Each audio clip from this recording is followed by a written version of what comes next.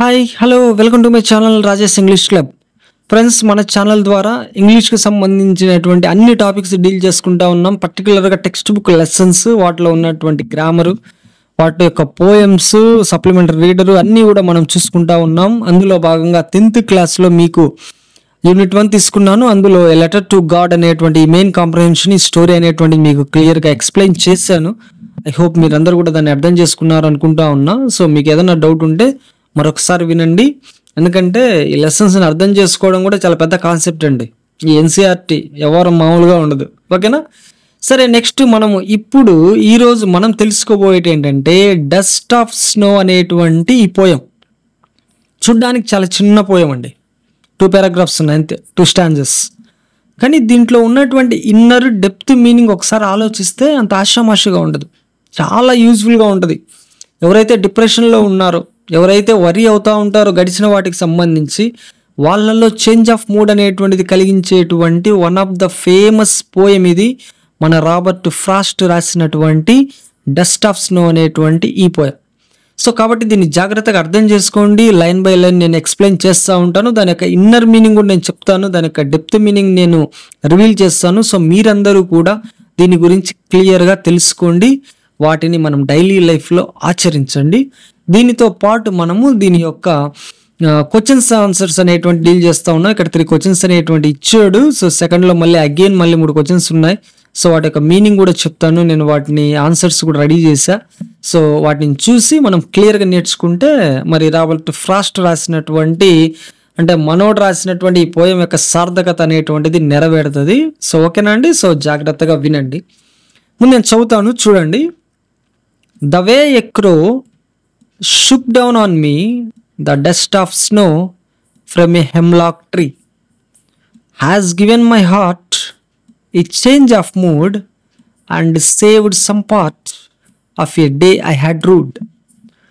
The way a crow, ఏ విధంగానైతే ఒక crow shook down on me, shook down, shake చేసి పడవేసిందో, the dust of snow. Dust of snow ఏంటండి? Dust of snow, snow అంటే మీకు తెలుసు మంచు. దీని యొక్క డస్ట్ అంటే ఈ మంచు ధూళి అనేటువంటిది సో ఏ విధంగా అతనిలో మార్పు కలగజేసింది అనేటువంటిదే ఈ పోయం యొక్క ఉద్దేశం. ఫ్రమ్ ఏ హెమ్లాక్ ట్రీ, ఈ హెమ్లాక్ ట్రీ అనేటువంటి ఈ ట్రీ పైన ఉండేటువంటి ఆ వింటర్ సీజన్లో ఈ ట్రీ పైన ఉండేటువంటి ఆ మంచుని ఒక కాకి వచ్చేసి ఊపేసింది అనమాట ఆ కొమ్మల్ని. ఆ dust has given my heart, నా మనసుకి ఏ చేంజ్ ఆఫ్ మూడ్, ఒక మూడ్ చేంజ్ అనేటువంటిది కలిగించింది. And saved some part of a day I had rued. So నేను నాశనం చేయగా మిగిలినటువంటి కొంత పార్ట్, ఆ రోజులో కొంత పార్ట్ అయినా అట్లీస్ట్ నాకు ప్లెజెంట్గా ఆలోచించడానికి, నన్ను మార్చడానికి ఉపయోగపడింది అనేటువంటిది the dust of snow. Dust of snow అనేటువంటి దీని యొక్క మీనింగ్. అయితే దీన్ని మనం కొంచెం ఇన్నర్గా ఆలోచించాలి. ఎందుకంటే మన యొక్క యాటిట్యూడ్ ఎలా ఉండిద్దంటే, మనకు భగవంతుడు ఇచ్చినటువంటి ఈ ప్రెజెంట్ లైఫ్ని మనం మర్చిపోతాం. ఎందుకంటే ప్రెజెంట్లో ఆలోచించకుండా గడిచినటువంటి కాలం గురించి ఆలోచిస్తూ బాధపడతా ఉంటాం. అంతే కదండి? నువ్వు ఏదన్నా తప్పు చేసావు, లేదా ఎవరో నీ పట్ల తప్పుగా ప్రవర్తించారు, ఎందుకో నీకు బాధగా అనిపించింది, జరిగినటువంటి అన్నీ కూడా రాంగ్గా జరిగాయి. సో ఇవన్నీ ఆలోచిస్తూ, అంటే గతాన్ని గురించి తలుచుకుంటూ, పాస్ట్ గురించి ఆలోచిస్తూ మన యొక్క ప్రెజెంట్ నాశనం చేసుకుంటా ఉంటాం. సో అదే ఇక్కడ కాన్సెప్ట్ అనమాట. సో ఇక్కడ కూడా మనోడు రాబర్ట్ ఫ్రాస్ట్ ఏం చేశాడంటే, ఒక వింటర్ సీజన్లో వెళ్ళి ఒక చెట్టు కింద కూర్చున్నాడు. ఆ చెట్టు ఏంటంటే హెమ్లాక్ ట్రీ. ఇక్కడ ఈ హెమ్లాక్ ట్రీ యొక్క మీనింగ్ ఏంటంటే చూడండి, ఆ poisonous plant with small white flowers. ఇది ఒక పాయిజనస్ ప్లాంట్. మరి ఇక్కడ దేంతో పోల్చాడయా అంటే, సో యాక్చువల్గా హెమ్లాక్ ట్రీ అనేటువంటిది చాలా అందమైనటువంటి ట్రీస్ ఉన్నాయి, కానీ ఇక్కడ హెమ్లాక్ ట్రీని ఎందుకు తీసుకున్నాడంటే ఇది నెగిటివిటీకి సింబల్ అనమాట. సో ఇది ఒక పాయిజనస్ ట్రీ అని చెప్తున్నాడంటే దాని యొక్క ఉద్దేశం ఏంటంటే, ఇది నెగిటివ్గా మనం చూడాల్సినటువంటి విషయము, ఇది మనలో ఉన్నటువంటి నెగిటివిటీకి సింబల్, మన యొక్క డిప్రెషన్కి సింబల్, మన యొక్క బాధకి సింబల్ ఆ ట్రీ. కరెక్ట్ మనోడెళ్ళి అక్కడే ఉన్నాడు. అక్కడే ఉంటే ఒక క్రో వచ్చిందండి, ఒక కాకి అనేటువంటిది వచ్చింది. చూడండి, మీరు గమనించండి, కాకుల్ని జనరల్గా మనం ఉపయోగించాం. ఎందుకంటే అసలు కాకులు అనేటువంటిది ఆలోచించండి. దీన్ని మనం ఒక బ్యాడ్ ఉమెన్గా, దీన్ని మన యొక్క నెగిటివిటీకి, మన యొక్క సాడ్నెస్కి, మన యొక్క డిప్రెషన్కి సింబల్గా మనం చెప్పొచ్చు. మనం ఆలోచన విధానం నెగిటివ్గా ఉంటే దాన్ని క్రోతో పోల్చొచ్చండి. కాకి అంటేనే మనకు ఒక బ్యాడ్ సైన్, ఓకేనా, అశుభానికి సంకేతం కదా. మరి అటువంటి కాకి వచ్చిందండి. ఆ కాకి ఏం చేసిందంటే ఆ కొమ్మలను ఊపి ఆ డస్ట్ ఆఫ్ స్నో, ఆ మంచు ధూళి అనేటువంటిది మనోడి మీద పడేటట్లు చేసింది. యాక్చువల్గా మనోడు ఇక్కడ బాధలో ఉన్నాడండి. ఆ బాధలో ఉంటూ అటువంటి చెట్టు కింద, ఒక డిప్రెషన్కి సింబల్ అయినటువంటి ఆ చెట్టు కింద, ఒక బ్యాడ్ సైన్, బ్యాడ్ ఉమెన్కి సింబల్ అయినటువంటి ఒక క్రో ద్వారా మనోడు షుక్ డౌన్, అంటే ఆ డస్ట్ ఆఫ్ స్నోని అతడు పొందాడు. తర్వాత తనలో ఎట్లాంటి మార్పు వచ్చిందనేదే ఇక్కడ ఇంపార్టెంట్ అనమాట. సో ఒకసారి జాగ్రత్తగా ఈ ఫస్ట్ స్టాంజాని గమనిస్తే ఇక్కడ మనోడి యొక్క మూడ్ అనేటువంటిది అర్థమైపోతుంది. ఇతడు బాధలో ఉన్నాడు, ఇతడు బాధపడుతున్నాడు, ఇతడు తన యొక్క రోజులో చాలా టయాన్ని ఇట్లే ఆలోచిస్తూ గడిపేస్తూ ఉన్నాడు. సో అందుకోసమే ఈ సింబల్స్ అనేటువంటివి సింబాలిక్గా ఇక్కడ యూజ్ చేశాడు. ఒక క్రో వచ్చింది, క్రో వచ్చి చెట్టు కొమ్మలు ఊపింది, ఆ డస్ట్ ఆఫ్ స్నోని కింద పడేసింది. ఏ చెట్టు అండి అది? హెమ్లాక్ ట్రీ, ఓకేనా. నెక్స్ట్ చూడండి, హ్యాస్ గివెన్ మై హార్ట్. ఎప్పుడైతే ఆ డస్ట్ ఆఫ్ స్నో నా మీద పడిందో, సో సడన్గా నా మనసుకి ఒక కొత్త వింతగా అనిపించింది. అరే నేను ఏదో పోగొట్టుకున్నాను, ఆలోచిస్తూ వేస్ట్ చేస్తున్నాను, నా చుట్టుపక్కల ఉన్నటువంటి విషయాలను నేను గమనించట్లేదు, నేను ప్రజెంట్లో జీవించట్లేదు అనేటువంటి విషయాన్ని అతడికి తెలియజేసింది. సో దానివల్ల అతని యొక్క మూడ్ అనేటువంటిది జాయ్ వైపు, సంతోషం వైపు పాజిటివ్గా మారిందంట. అండ్ సేవ్డ్ సమ్ పార్ట్, అంటే కొంత సమయమైనా అతనికి ఉపయోగపడేటట్లు మంచిగా మార్పు చేసుకోవడానికి ఉపయోగపడుతుంది.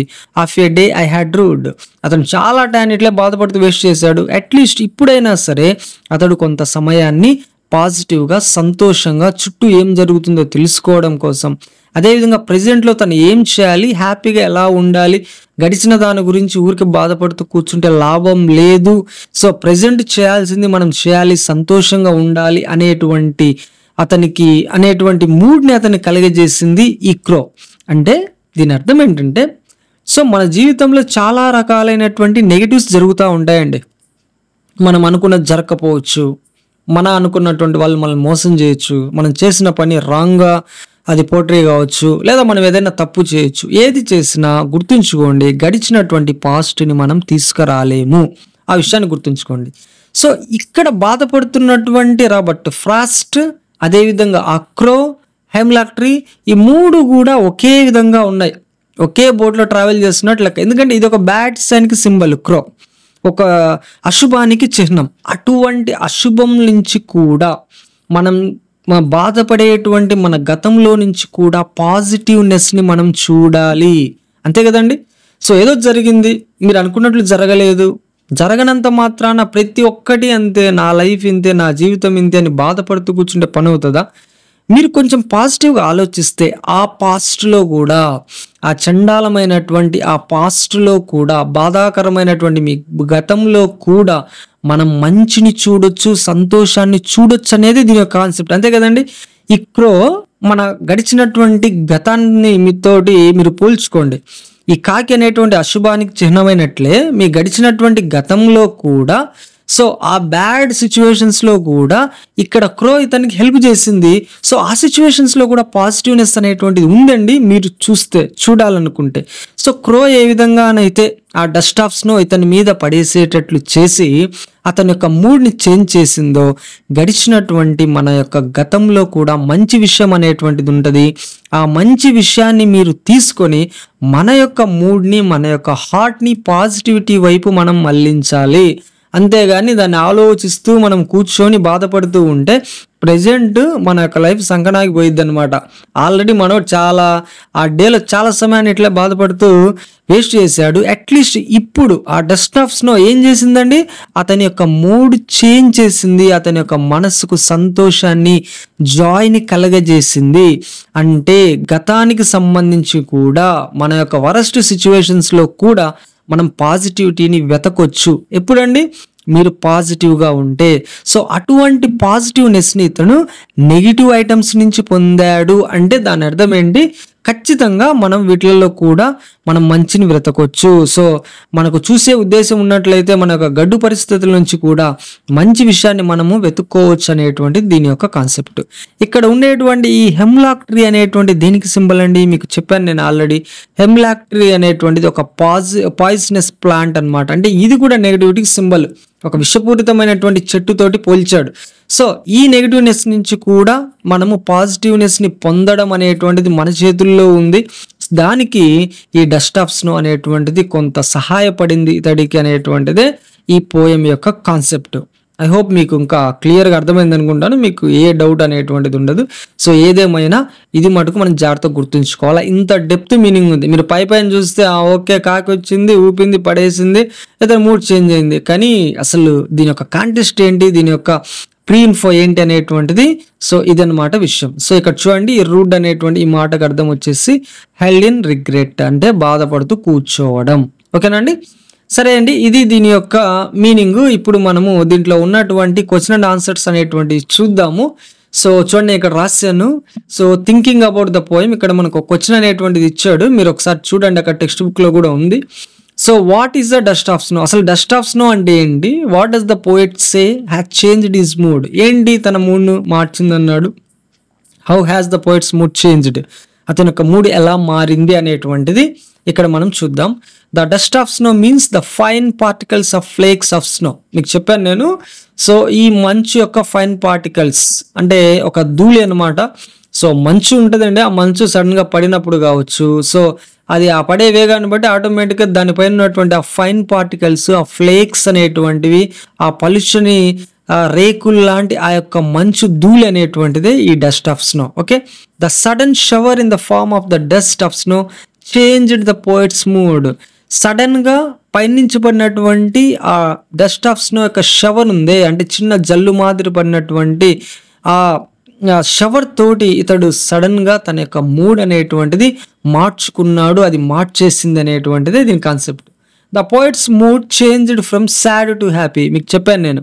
సో అతని యొక్క మనస్తత్వం ఆ సిచ్యువేషన్లో చాలా బాధగా ఉంది, అతను చాలా బాధగా ఉన్నటువంటి ఆ సిచ్యువేషన్ నుంచి, ఆ మూడ్ నుంచి సంతోషం వైపు అతడు రావడం జరిగింది అనేటువంటిది దీని యొక్క ఉద్దేశం. ఓకేనా, నెక్స్ట్ సెకండ్ చూడండి. How does frost present nature in the poem, the following questions may help you to think of the answer of an answer.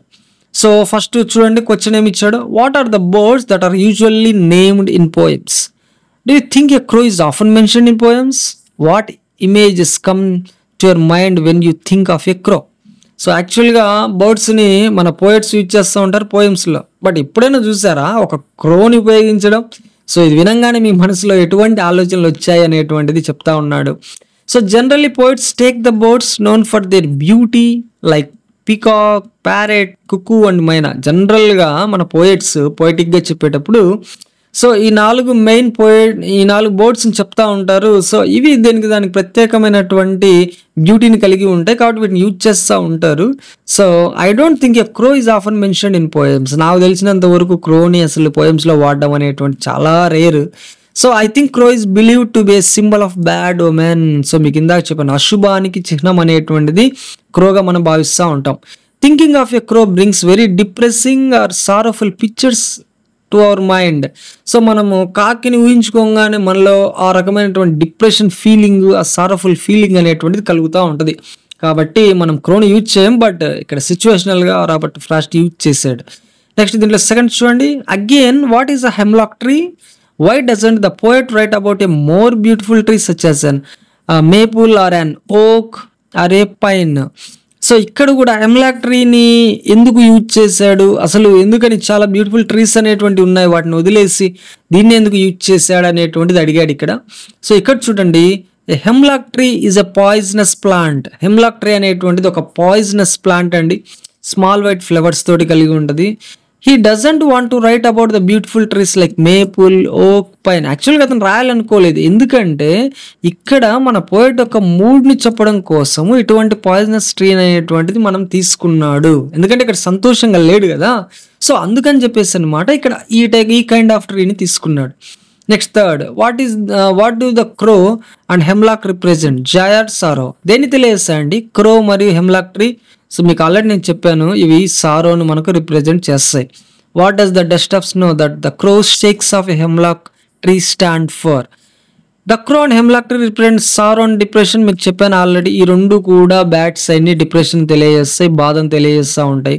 The dust of snow in the symbol of natural Joy and energy. ఈ dust of snow అనేటువంటి దేన్ని తెలియజేస్తుంది? యాక్చువల్గా ఈ dust of snow అనేటువంటిది అతని యొక్క మూడ్ని మార్చింది కదా, సో కాబట్టి ఇది ఒక జాయ్ లేదా ఎనర్జీని తెలియజేస్తుంది.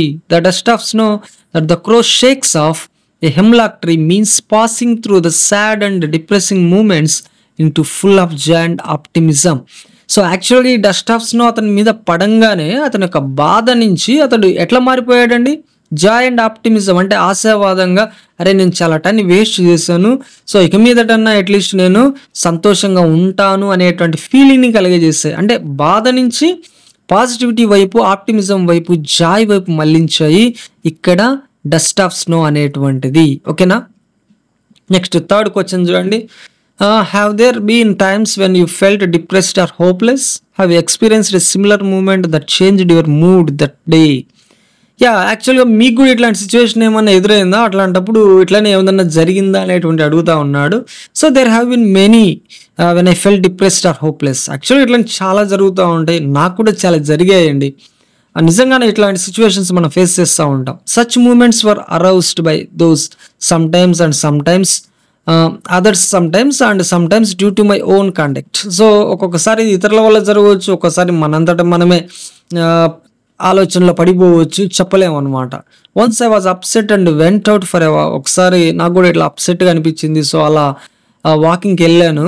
సో అక్కడ ఒక అమ్మాయి playing and feeding his puppy, ఒక పప్పీతోటి ఆడుకుంటూ దానికి భోజనం పెడుతూ ఉంది. The little Joy and innocent behaviour, ఆ చిన్నపిల్లల యొక్క సంతోషము, సో వాళ్ళ యొక్క ఇన్నోసెంట్ బిహేవియర్ అనేటువంటిది నాలో కంప్లీట్గా నా మూడ్ని చేంజ్ చేసింది అనేటువంటిది దీని యొక్క కాన్సెప్ట్. సో ఈ క్వశ్చన్ అండ్ ఆన్సర్స్ని కూడా మనం తెలుసుకుంటే యాక్చువల్గా వాట్ దీని గురించినటువంటి క్లియర్ కట్ ఇన్ఫర్మేషన్ మనకు తెలుస్తుంది. ఓకేనండి? సో ఫ్రెండ్స్, ఇది డస్ట్ ఆఫ్ స్నో యొక్క క్లియర్ కట్ ఇన్ఫర్మేషన్. సో మరొక వీడియోలో కలుసుకుందాం. అప్పటి వరకు బాయ్ బాయ్.